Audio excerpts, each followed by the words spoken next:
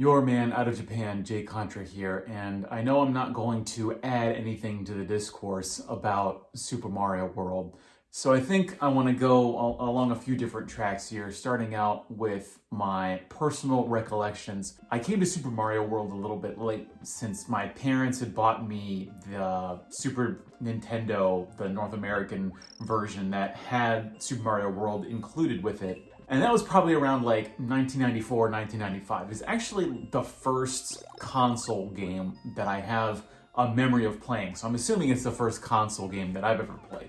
And when I think about what's special about Super Mario World, the thing that sets it apart from all of the other games in this series is the fact that it's got the secret exits.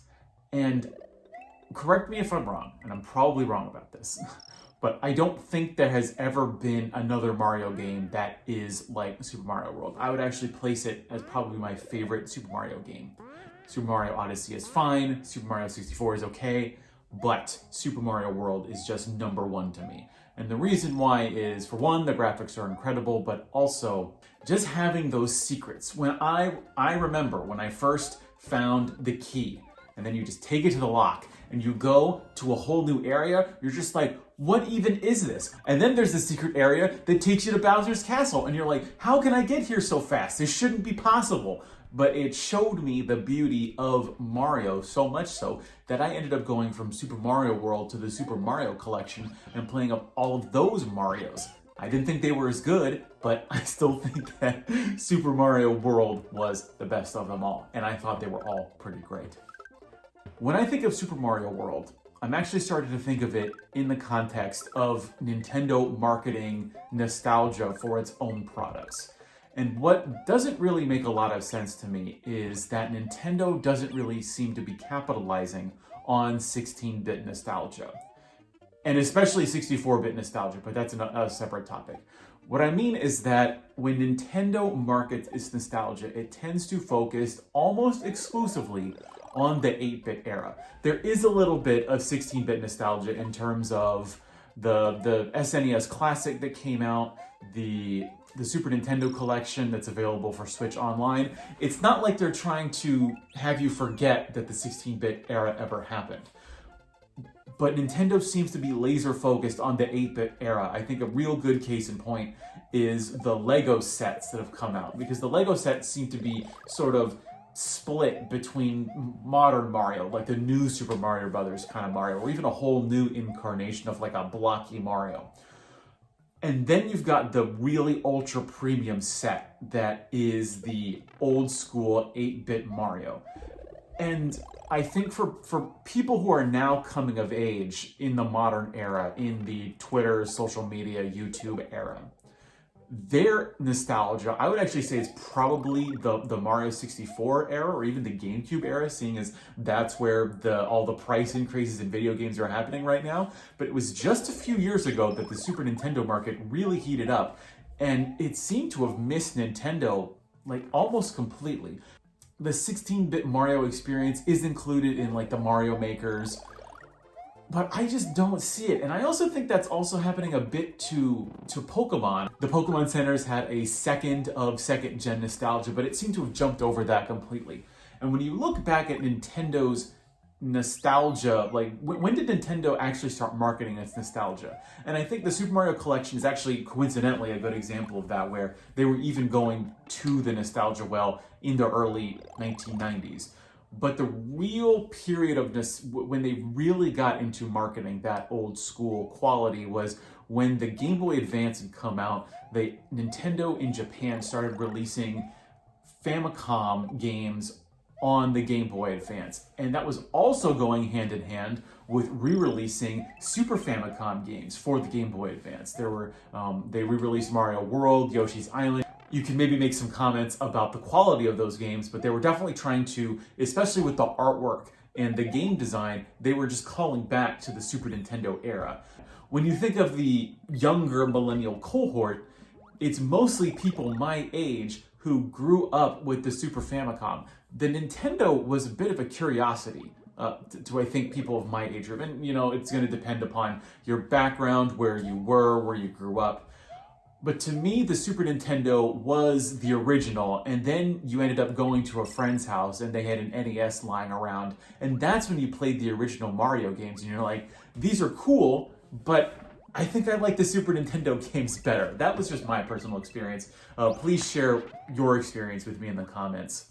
And I think it's even more relevant given that we're now fast approaching the 30th anniversary of the Super Nintendo's launch. I would actually love to be completely proven wrong in a couple months' time and have Nintendo in November 2020 actually do a full force Super Famicom / Super Nintendo nostalgia marketing push. And maybe, considering that the Switch is doing well, but given the whole world situation right now, the Super Nintendo might actually be a prime well to plumb for actually getting some good things out of Nintendo in this really, really horrible year.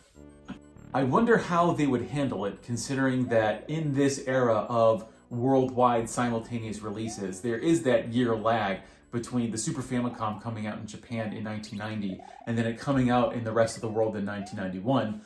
But I think they could do something, and I think if they don't do something this year to celebrate 30 years of the Super Famicom, I think that will, for me, be a clear indication that Nintendo really has two versions of Mario whenever it thinks about its marketing strategy. It has the 8-bit Mario. That is the monolithic Mario when Nintendo was the absolute undisputed ruler of the home console space in the 1980s, especially in Japan. It's not necessarily true everywhere else, but I think it's by and large also true everywhere else. And then you've got the modern Mario, which is just the incarnation of whatever the most recent Mario game is, whether it's the new Super Mario Brothers or the Super Mario Odyssey. What I really want to do is put Super Mario World into the context of the Super Nintendo's launch in Japan back in 1990. The Super Nintendo did not include any games at launch, but there were two games that released alongside it on the same day. That was F-Zero and Super Mario World. It astonishes me to this day that two of some of the best games ever made were just launched with the system. Like, Nintendo could have just launched the Super Famicom, launched those two games, and just called it. I think I would put Super Mario World on top. You may think it's ridiculous to compare one of the best racing games of all time with one of the best platformers of all time, but I'm gonna do it anyways. I think that Super Mario World has amazing graphics. I think it has incredible breadth to what you can actually do in the game. I think having all of the secrets along with an amazing just regular path to the end. I don't think F-Zero quite matches it, considering that you can run through F-Zero if you're competent. If you're decent enough at F-Zero, you can run through it in probably less than an hour, whereas with Super Mario World, it actually, I think, takes a lot of time to sort of grapple with what you can do and with all of the cool graphics, music, the color palette. F-Zero is an amazing game that looks beautiful, but I think that if I had to choose between the two, if I was only able to pick one game on the launch day of the Super Nintendo in Japan, I think I would choose Super Mario World every time. So putting it up on the big board, we've got Super Mario World at number 1 with F-Zero in a very, very close second. Thinking ahead for what's going to become available for the Super Nintendo, we actually have quite a variety of games, so I'm really looking forward to playing them, and I'm also really excited to talk about them on the channel. If you think I'm crazy, if you like F-Zero more than Super Mario World, please let me know in the comments. Also, please tell me if there's any Super Nintendo games that you think that I should be covering. I've been your man out of Japan, Jay Contra, saying thanks for watching, see you next time, and mahalo.